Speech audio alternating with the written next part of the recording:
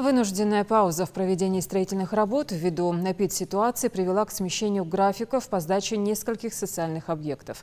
Об этом на расширенном совещании в правительстве региона сообщил министр строительства, архитектуры и жилищно-коммунального хозяйства Микаил Балахоев. Официальный срок окончания строительства школы на 320 мест в Карабулаке, установленный изначально на август текущего года, перенесен на конец года. Поликлинику на 300 посещений в смену в Сунже и новую школу на 704 места в прибрежно-парковой зоне столицы региона, возводимую по программе стимулирования развития жилищного строительства в Ингушетии, также планируется сдать до наступления 2021 года. В указанные сроки ожидается и завершение реновации школы номер 3 в Назране. Владимир Сластенин поручил проанализировать риски, которые могут возникнуть из-за переносов сроков работ по строящимся социальным объектам.